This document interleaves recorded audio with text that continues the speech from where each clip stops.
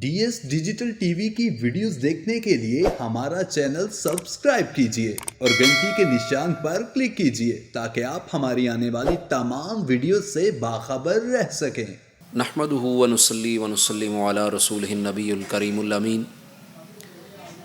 مولا صلی وسلم دائما ابدا علی حبیبک خیر الخلق کلہم هو الحبیب الذی ترجى شفاعته لکل حول من الاحوال مقتحم۔ میں مشکور ہوں ڈی ایس ڈیجیٹل چینل کا کہ جنہوں نے آج اس موضوع پر مجھے دعوت دی بولنے کی کہ شب برات کے حوالے سے شب برات کریم آقا علیہ الصلاۃ والسلام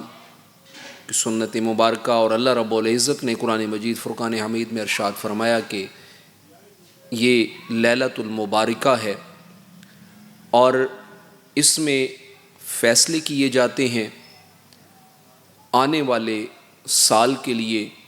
جس طرح کہ ہر ملک کا ایک بجٹ پیش کیا جاتا ہے، تو اسی طرح اللہ رب العزت نے بھی ایک اپنی کائنات کا ایک سلسلہ بنایا ہے کہ جس میں اللہ رب العزت اپنے کائنات کے لیے ایک سال کے فیصلے فرما دیتا ہے۔ کریم آقا علیہ الصلاۃ والسلام کی حدیث مبارکہ ہے کہ اس رات اللہ رب العزت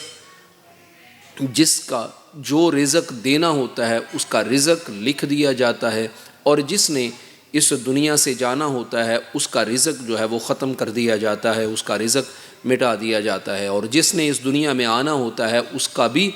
جو ہے وہ نام لکھ دیا جاتا ہے، اور جس نے اس دنیا سے جانا ہوتا ہے اس کا بھی نام لکھ دیا جاتا ہے۔ اور کریم آقا علیہ الصلاۃ والسلام کا فرمان مبارک ہے کہ آقا علیہ الصلاۃ والسلام نے فرمایا کہ اس رات جو ہیں اللہ رب العزت فیصلے فرما دیتا ہے، اور فرمایا کہ اس رات جو ہے وہ طلوع فجر تک جو ہے وہ اللہ رب العزت اپنی شان کے مطابق آسمان دنیا پر نزول فرماتا ہے، اور ساری رات جو ہے وہ اعلان فرماتا ہے کہ ہے کوئی مجھ سے مغفرت طلب کرنے والا میں اس کو مغفرت عطا کر دوں، ہے کوئی مجھ سے روزی طلب کرنے والا میں اس کو روزی عطا کر دوں، ہے کوئی مجھ سے بخشش طلب کرنے والا تو میں اس کو بخشش عطا کر دوں۔ اسی طرح کریم آقا علیہ الصلاۃ والسلام نے ارشاد فرمایا کہ اس رات جو ہے وہ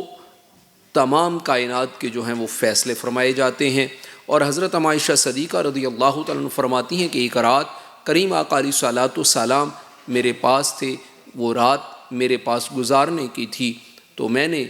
جب رات ہوئی تو کریم آقا علیہ الصلاۃ والسلام نے مجھ سے کہا کہ عائشہ کیا تو آج کی رات مجھے اجازت نہیں دیتی کہ یہ رات خاص الخاص ہے، تو میں اس رات جو ہے وہ اللہ رب العزت کی عبادت کر لوں، اس کے حضور سربسجود ہو جاؤں۔ پھر کریم آقا علیہ الصلاۃ والسلام کی ایک حدیث مبارکہ ہے کہ جس میں کریم آقا علیہ الصلاۃ والسلام نے ارشاد فرمایا کہ اس رات جو ہے اور یہ پورے کا پورا مہینہ جو ہے وہ فرمایا کہ یہ فضیلت والا مہینہ ہے، اور یہ وہ مہینہ ہے کہ جس کی فضیلت اللہ رب العزت نے قرآن مجید فرقان حمید میں بھی ارشاد فرمائی اور فرمایا کہ 4 مہینے جو ہیں وہ فضیلت والے ہیں، برکت والے ہیں۔ ان میں سب سے پہلے رجب ہے، اس میں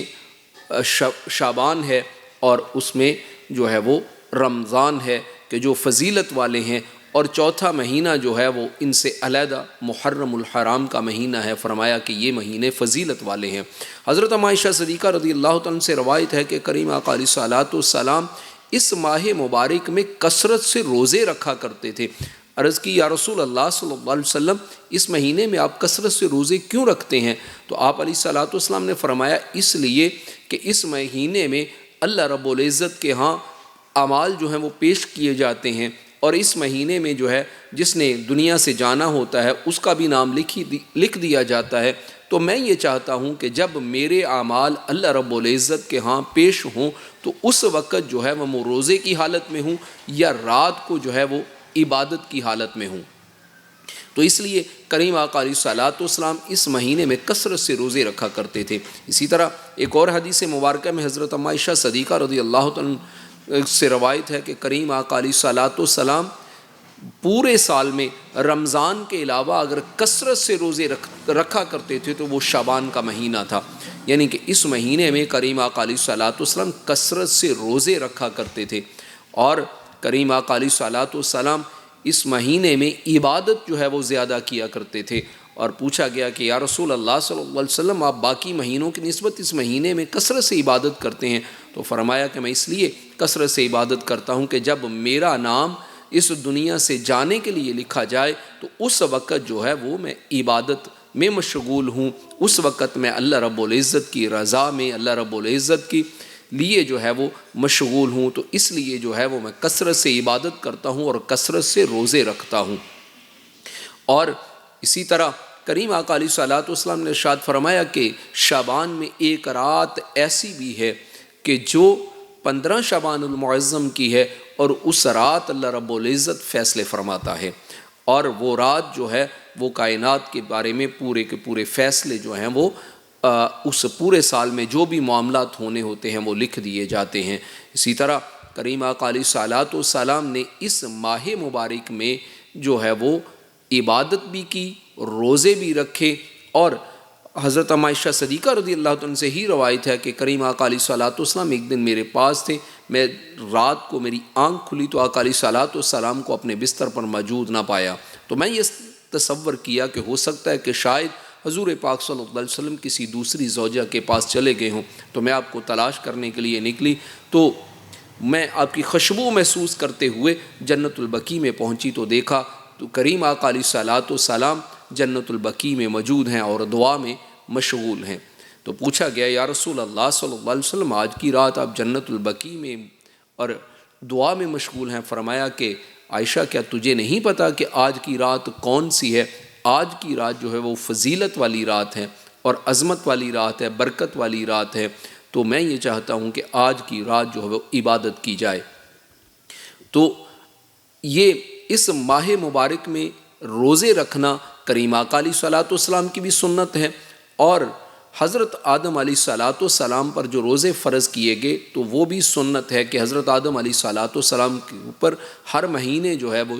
13، 14 اور 15 کا روزہ ہر مہینے کا فرض ہوتا تھا، تو یہ اگر کوئی 13، 14 اور 15 کا روزہ رکھتا ہے تو اس میں حضرت آدم علیہ الصلوۃ والسلام کی سنت بھی ادا ہو جاتی ہے، اور حضور نبی کریم رؤوف الرحیم صلی اللہ علیہ وسلم کی سنت بھی ادا ہو جاتی ہے۔ صحابہ اکرام رضوان اللہ تعالی اجمعین فرماتے ہیں کہ حضور پاک صلی اللہ علیہ وسلم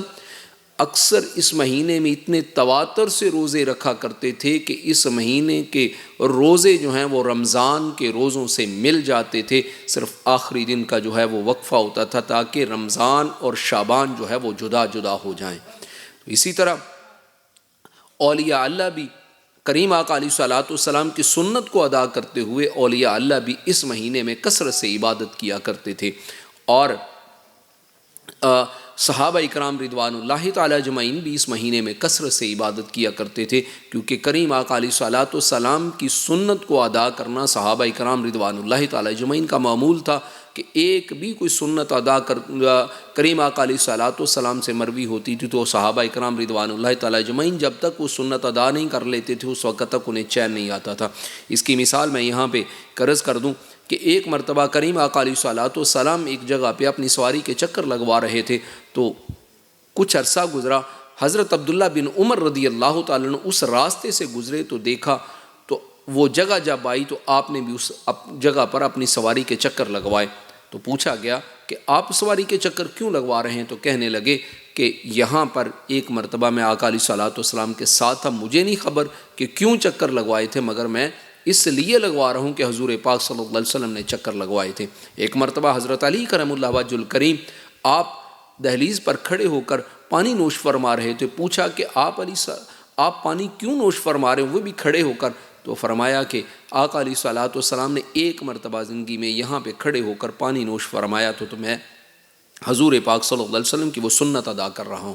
تو صحابہ اکرام رضوان اللہ تعالی اجمعین کا معمول یہ ہوا کرتا تھا کہ جو کام حضور پاک صلی اللہ علیہ وسلم نے کیا تو اس کو وہ کثرت سے کیا کرتے تھے۔ اسی طرح اولیاء اللہ کا بھی یہ معمول رہا ہے کہ اولیاء اللہ نے بھی اس کام کی کثرت کی کہ جس کام کے لیے جو کام حضور نبی کریم رؤوف الرحیم صلی اللہ علیہ وسلم نے فرمایا، جس طرح کہ ایک ولی ہیں ان کا تذکرہ ملتا ہے کہ آپ کے سامنے ایک خربوزہ پیش کیا گیا تو آپ پوچھنے لگے کہ خربوزہ توڑ کر کھانا سنت ہے یا کہ اس کو کاٹ کر کھانا سنت ہے؟ تو جواب ملا کہ اس کے بارے میں ہمیں علم نہیں ہے کہ توڑ کر کھانا سنت ہے یا کہ کاٹ کر کھانا سنت ہے۔ تو فرمایا کہ میں اس کام سے برات اختیار کرتا ہوں کہ جس کام میں مجھے علم ہی نہیں کہ میرے حضور نبی کریم صلی اللہ علیہ وسلم کی سنت مبارکہ کیا ہے۔ تو اس لیے اولیاء اللہ بھی کثرت سے اس مہینے میں روزے رکھتے ہیں، کثرت سے عبادت کرتے ہیں اور کثرت سے جو ہے وہ نیکیوں کے کام کرتے ہیں۔ اور یہ